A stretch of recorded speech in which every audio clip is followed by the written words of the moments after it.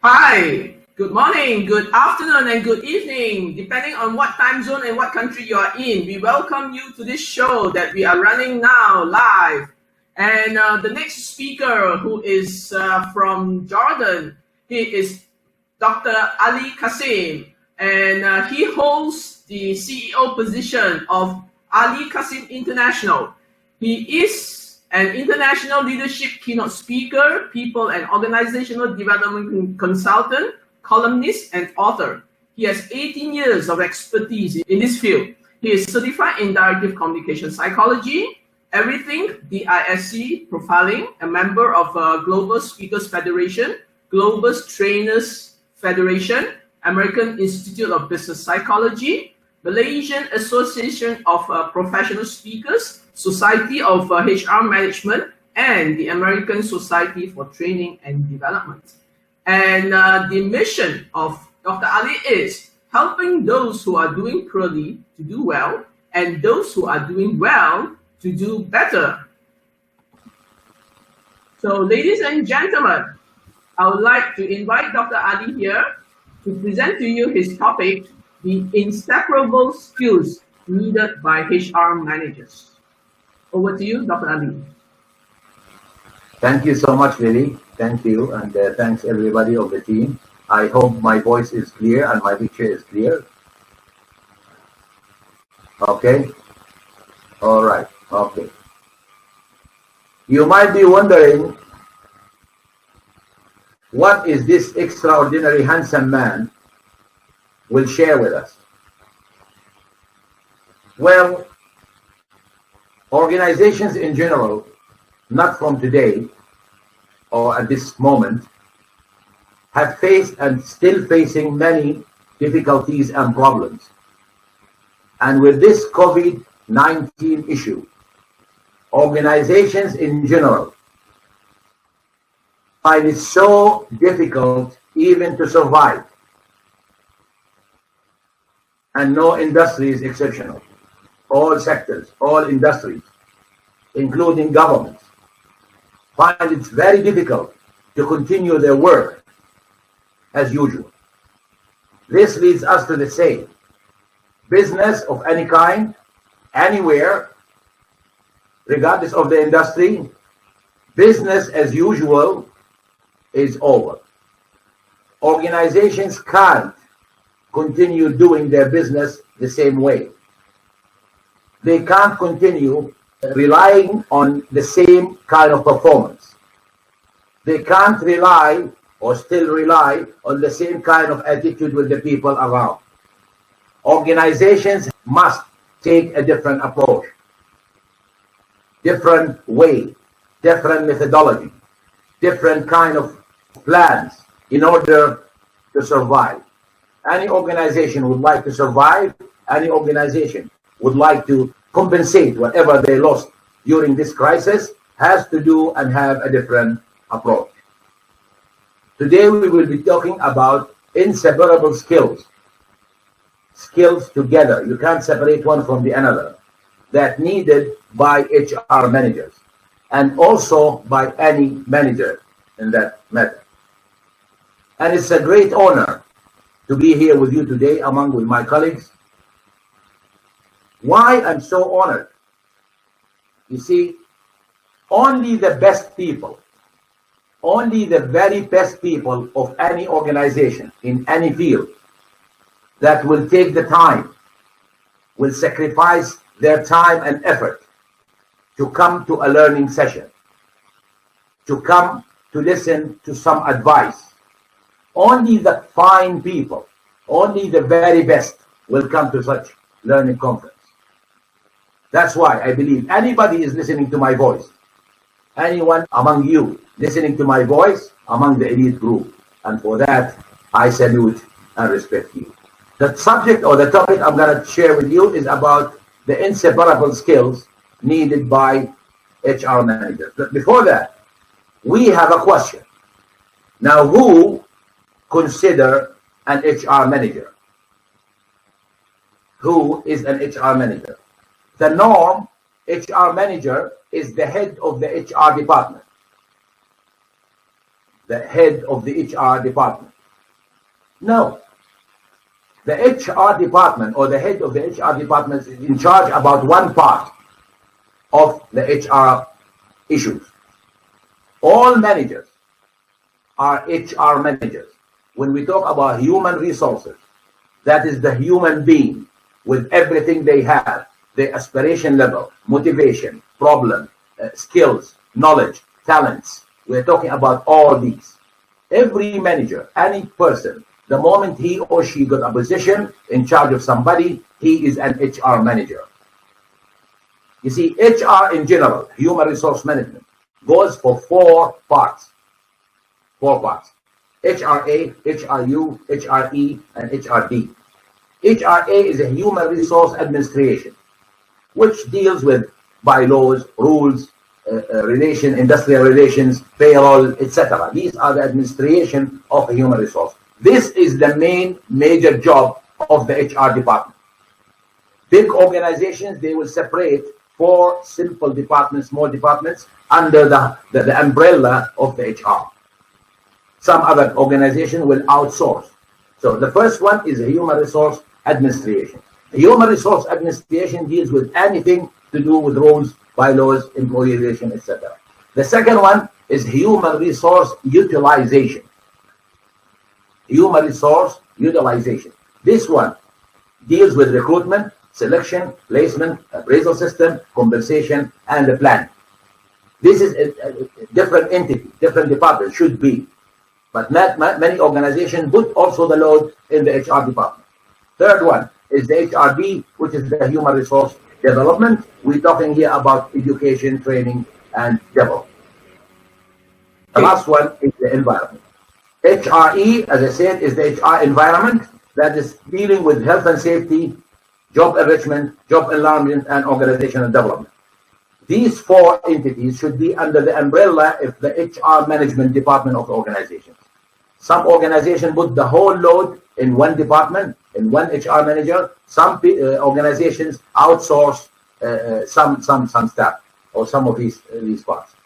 The norm, when any problem happens with any employee, send him the HR department. Take him to the HR department.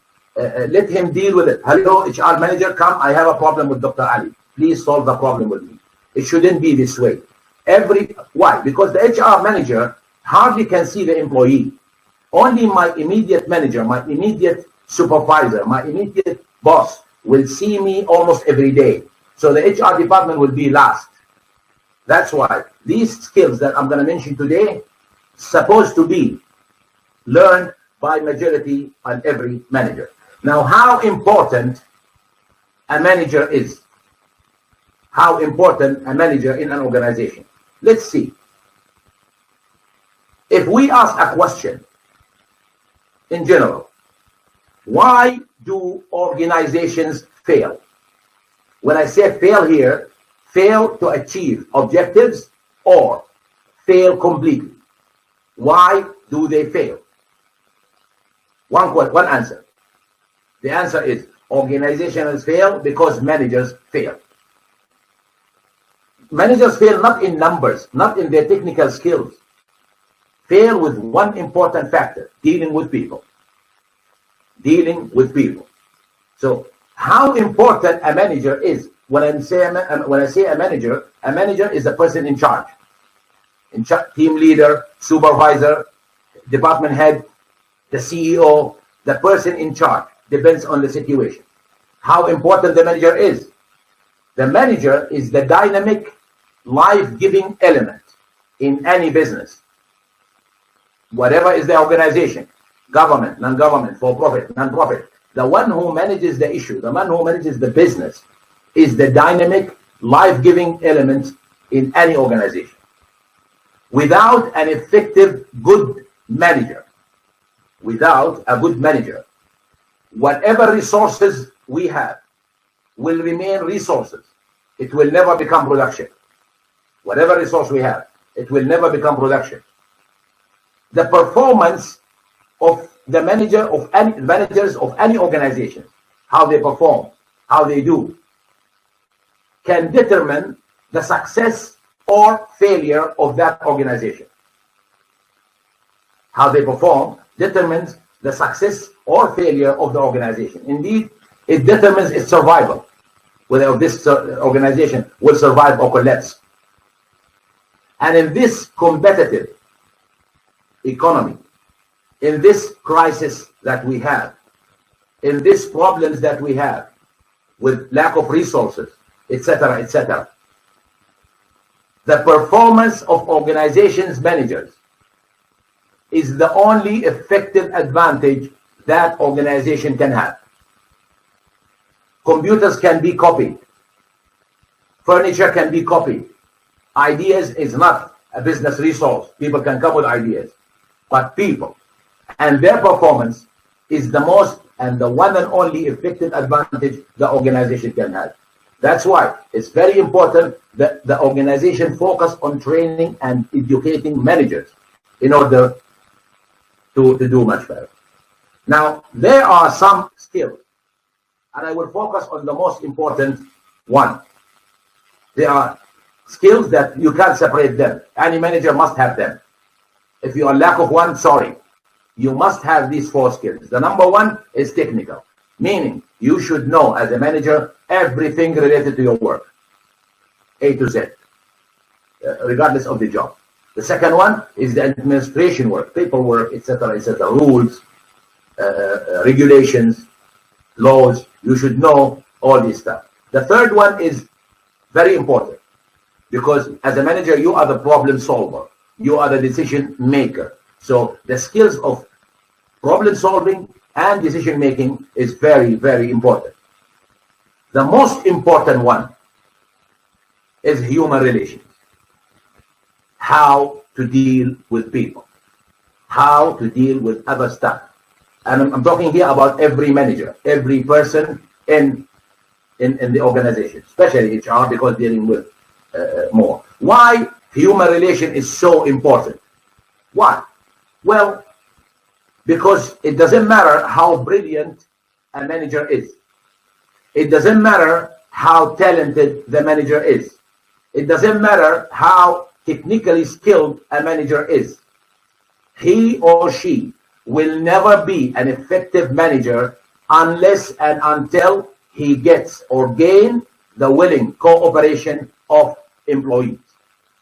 How talented? 100%. How brilliant? 100%. How technically skilled? 100%. Public relation, how dealing with others?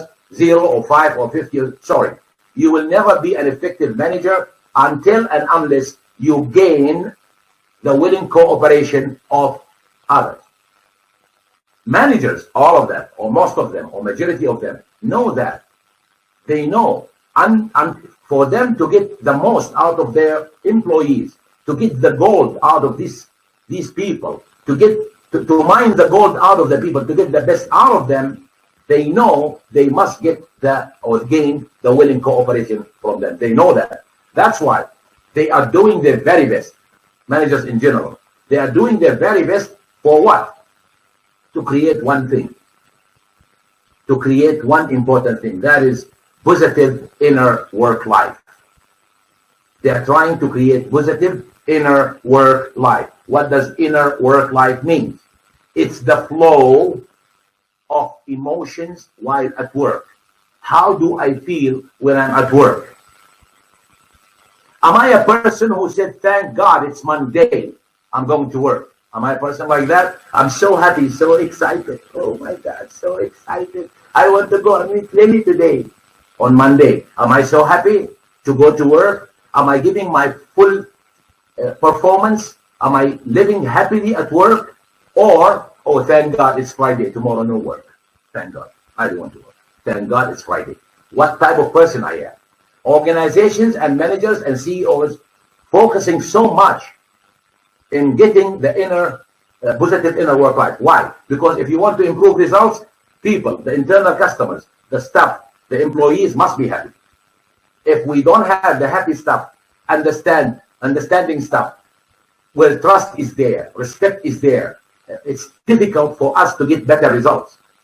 We will keep and remain taking the same results. So managers know that they have to create this, but they have problems. They can't find it. I myself have dealt with hundreds of organizations. We search. I study this man. I consider him the father of management. I consider him the man who invented management. I studied him. I consider him the most important management thinker and the dean of all management philosophers of our time, Peter Drucker. I studied him.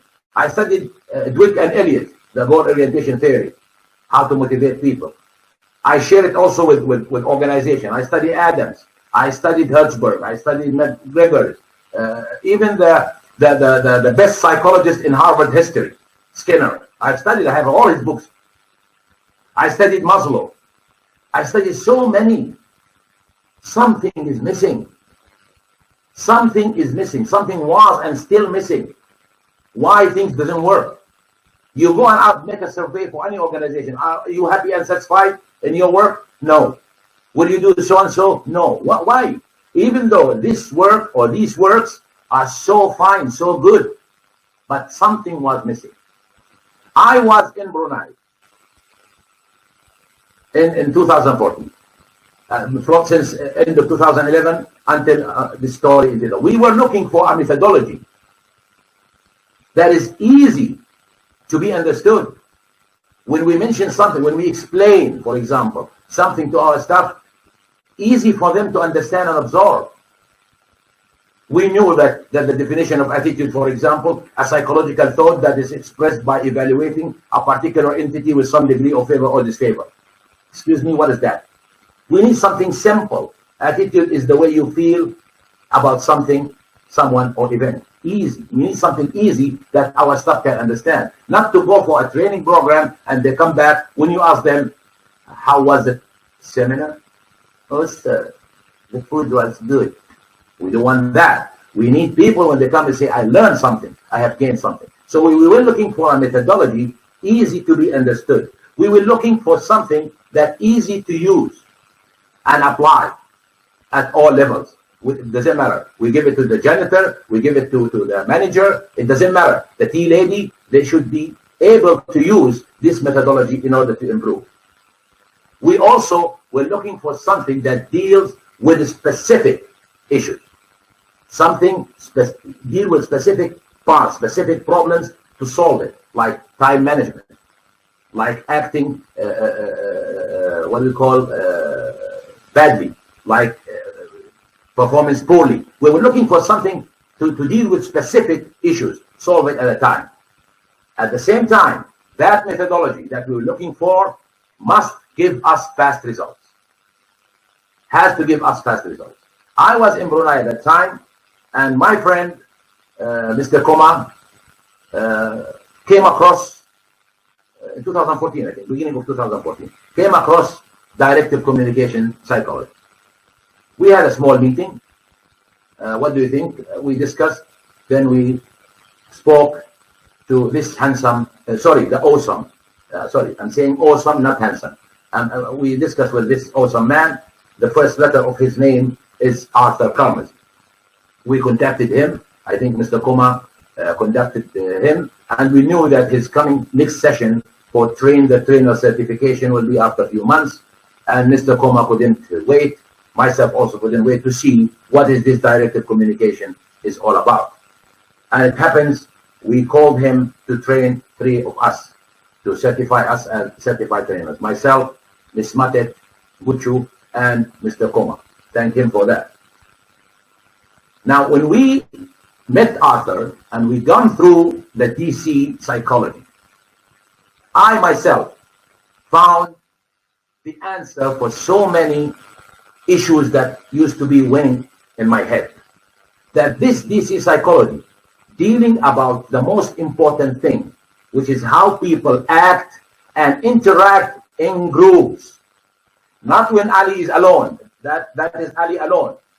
Not with Lily alone, that is Lily alone. We want to know why, how people act and interact in groups when we put them together. Why people behave the way they behave, how they process information, what they can see that I can't see, why his opinion is different from mine. We needed to know this stuff, and this is what DC is all about. And I was really amazed when he started giving us the tools And we started using these tools, and I felt like this has increased my understanding. This has improved the memory of mind. This has keep this thing stuck in my head. I will remember it week after week, month after month, and year after year. This information will not go. Why? Because I'm experimenting. It's just like riding a bicycle. When we learn how to ride a bicycle, we learn ourselves. We try it.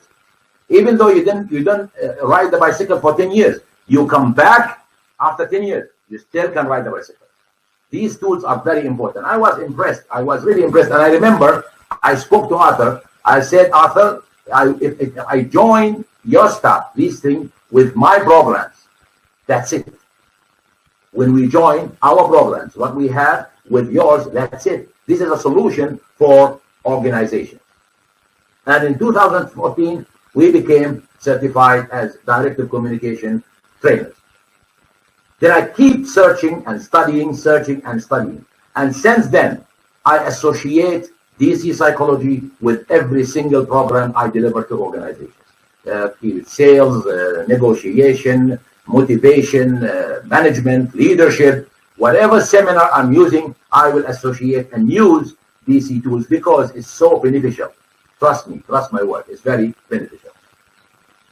And I came to a conclusion when I used to speak to organizations, when I travel between countries and meet organizations. I say, if you want solutions, let me tell you, for your managers and your staff, understanding and practicing DCI or DC psychology, it's not optional. You can't say, oh, it's okay, we don't take it. It's all right. We try some else. No, it will not.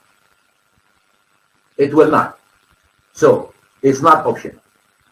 You see, managers in general face problems when they hire people. They face problems when they start trying to lead these teams, give them tasks, etc., etc. They have problems with communication, and this communication issue, miscommunication is the mother of all problems. Why this happened? Miscommunication. What does that happen? Actually, because of miscommunication. We don't want this miscommunication if we want good performance. These problems are faced by organizations' managers and the staff. Performance affected by miscommunication, by etc., etc. This creates conflict, problems between employees, each other, human beings and human beings, creates conflicts, creates low motivation. Well, how to solve these problems? These problems are all human related. You see, when you have, for example, your PC, your computer, your mobile phone,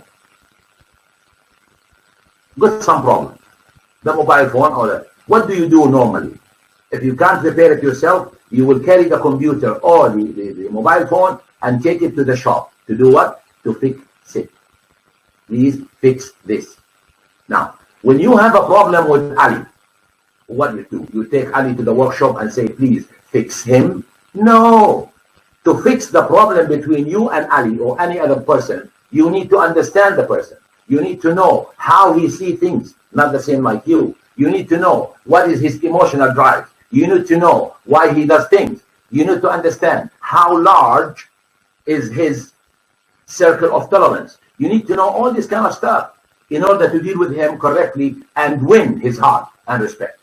So, all human related.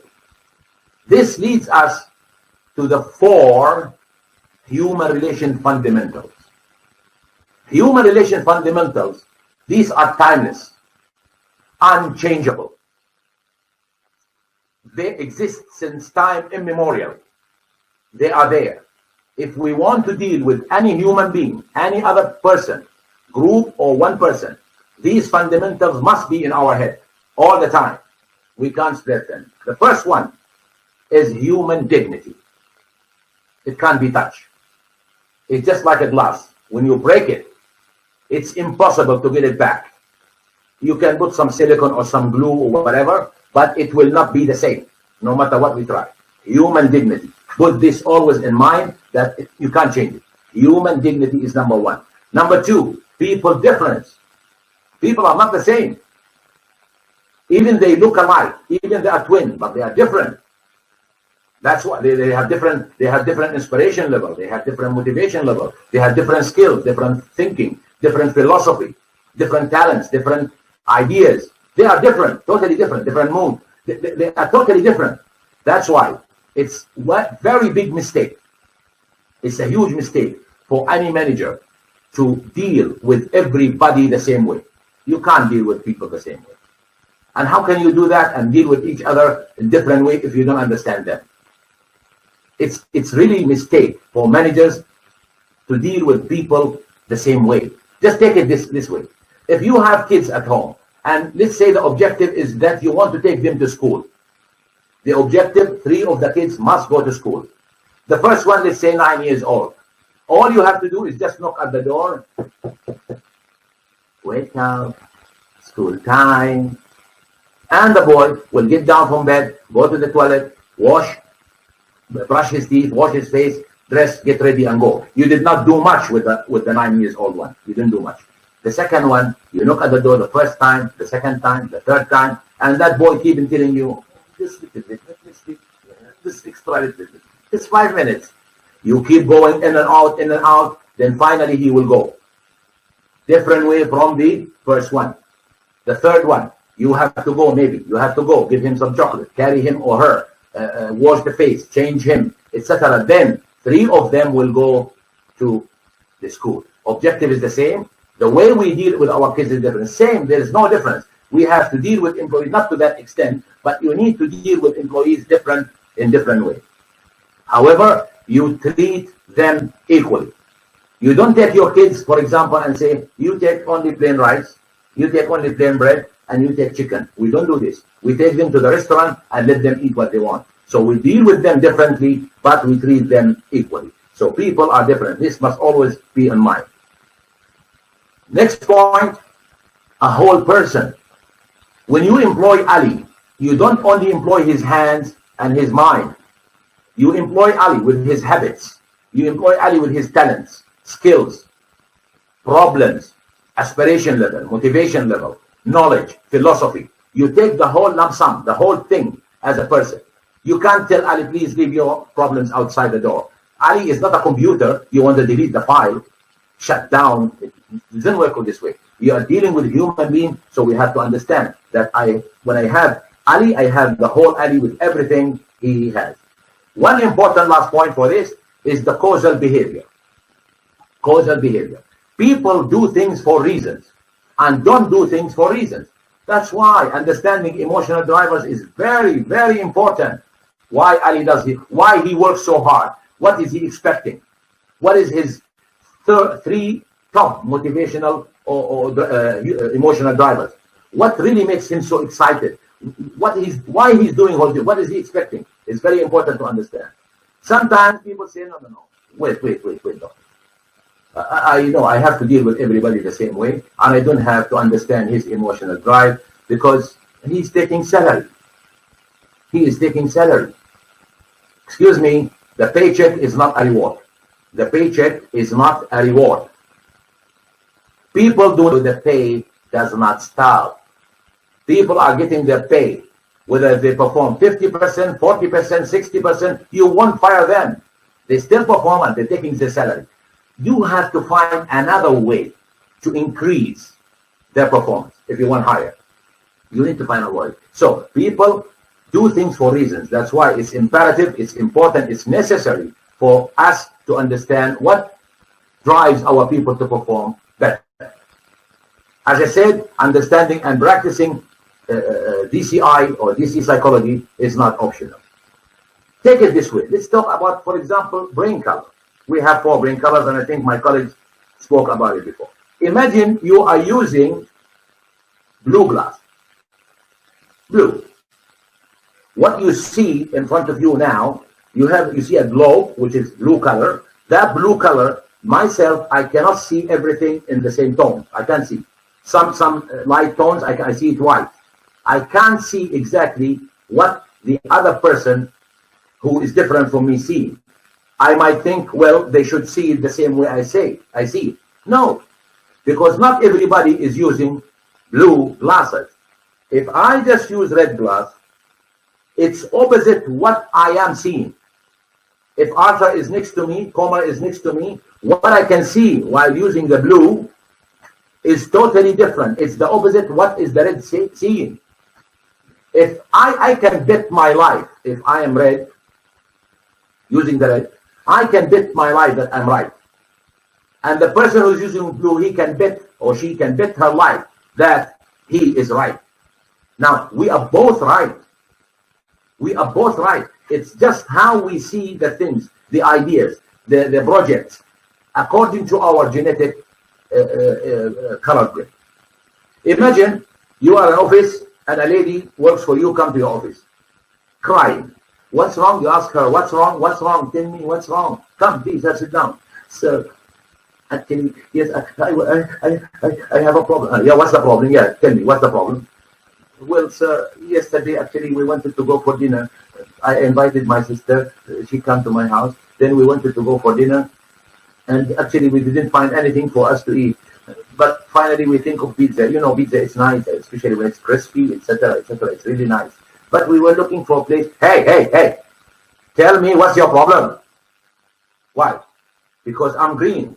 I don't want 2 nights, 3 days love story. I don't need that. Tell me what's the problem, straight to the point. Now, this poor lady will never knock at my door again if I behave with her the same way. Why? She would say that he is not listening to me, he doesn't care, etc., etc. If I know that she's blue, I know that she's emotional. I know she will talk to me about details. I know that everything in her brain is connected. She will connect event to what happened to that person, this person. She's not like me. I will be tolerant. I will increase my circle of tolerance a little bit. If she knew that I am green, she will come straight to the point. Sir, I have a problem. What's the problem? I lost my purse. Easy. Your wife calls you buy me vegetables in the way home, and she put down the phone. If you are green, you will go to the market and you will buy whatever. You just remember what you used to buy. That's it. If you are red or purple, you will call her back. What is this crazy thing? How many times did I tell you, don't do this?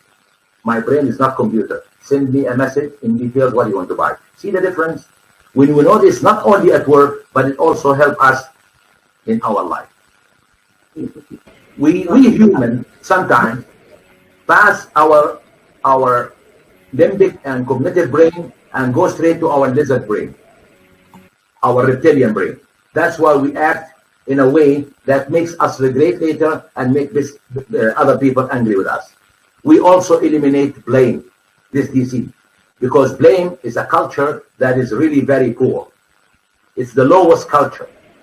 When there's no trust, people act in self-interest. People don't take many risks. People, the most important thing for them is the paycheck. Gaji in Malay language. Gaji saja. The most, yang paling mustahak. Gaji.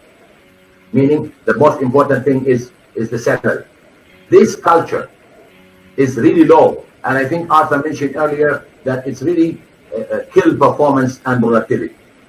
Now, in order to take our people from this state at the left of the screen, complacency, low productivity, underperforming, to this in the right, you need to understand them. You need to focus on human relations, how to deal with them, how to connect, how to understand them. It's very important.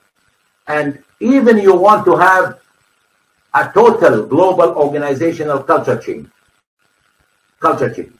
If you want to do this, you have to believe and you have to know that understanding and using DC psychology is not optional. It was great an honor and a pleasure speaking with you. God bless you. Thank you so much.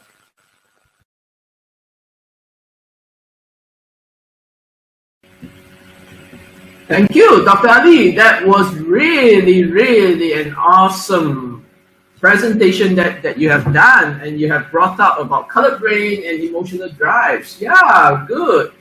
Okay, and at this moment, just let me have a look. You have a few questions here. Okay, we have one question here from Afiq Rosli, and he said that, hi, handsome Dr. Ali. In your opinion, what are the reasons for employees' poor performance, even all are in place? Can you repeat the question, please? What are the reasons for employees' poor performance? Poor performance. Oh, okay, Yeah. okay. Thank you. Yeah. Okay, one reason. There is no other reason. Okay, there's one Yeah. reason. One reason. No matter how we turn it left, right, it's only one reason for employees: poor performance, low motivation, etc., etc.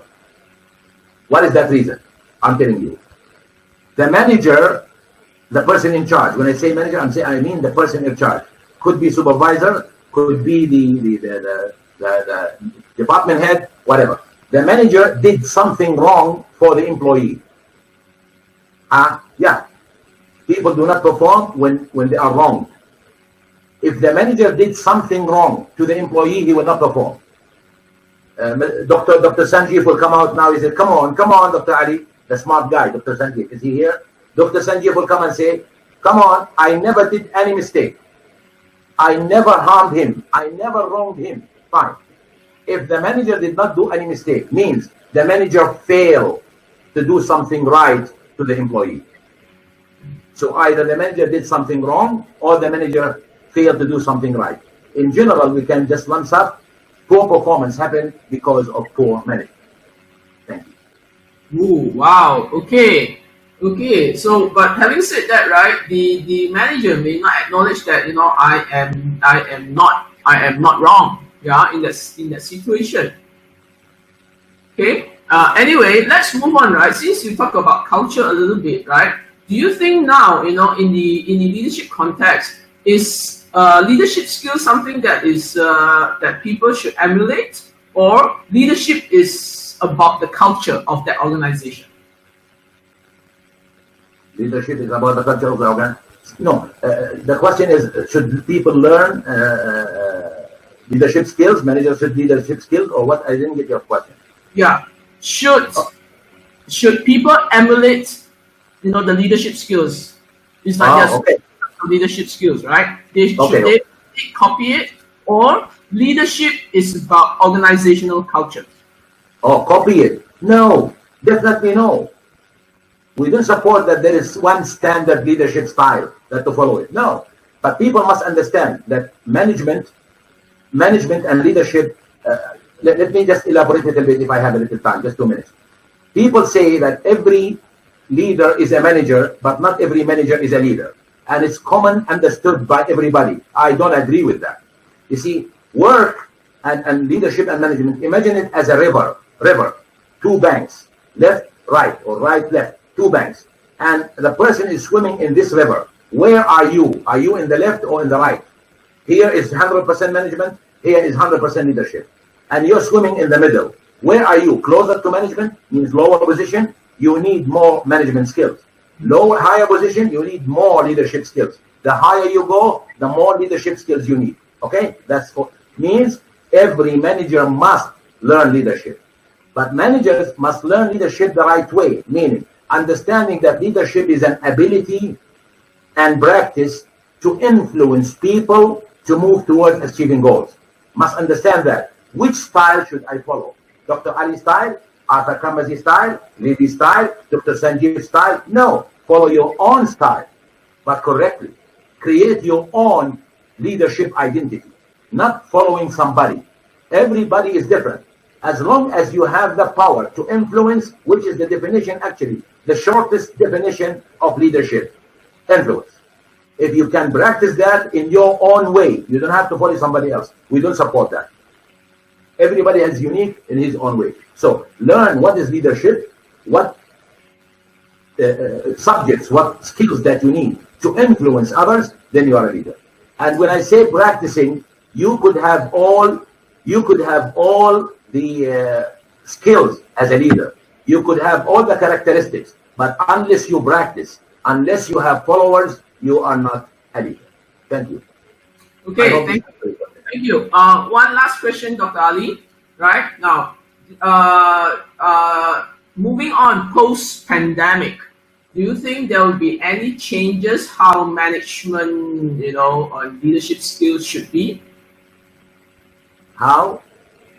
Moving on post-pandemic, after pandemic, after when people assuming that things will go back to normal, or they call it the new normal, what would be the changes that you think, in this management skills? No, it will never be back to normal. Even though physically things will go back. I mean, there's no restriction, there is no curfews, etc. It will not go back to normal. Okay. The organization need to focus on one thing. I think my colleague Ong mentioned earlier, results. Okay. And in order to improve results, I am telling you from my experience, I have been doing this with so many organizations. I am telling you from experience. What we are talking about here could be the one and only solution. There is no other solution. Training session, let's say, training session, informative seminar will not solve the problem. Organization has to focus on one thing and one thing only. Change the culture. Change the culture. What is happening in organization must be changed. If not, there's no solution. From our experience, changing the culture would solve, if not all, majority of the problems are faced by organization right now today, with crisis or without crisis. People have to understand the core issue of the problem. You see, Harvard, let me get just 1 minute. I know my time is up. 1 minute. Harvard, McKinsey, all this research on organizational culture change failed. Why? Why organization failed? The core and the most important problem why these initiatives fail is because they fail to change people's behavior. If we don't change people's behavior, organizational culture will not change. And DC is all about changing the behavior, which matters. Because the universal law says E plus R equals O. Event plus response equals outcome. If I want different outcome, I have to change the response, the behavior of people. If I don't change that, it will not work. And it will not work if I talk to people logically only. I have to speak to the people in the three dimensions of character, that is physically, mentally, and emotionally. Then the behavior can change. Thank you so much. Okay. Thank you very much. We have a very, very awesome session from the handsome Dr. Ali. Right, and yes, with this, right, we will close the presentation here, and there will be more presentations coming on next. Okay, thank you very much, Dr. Ali. Thank you for coming to the show. Thank you. Thank you.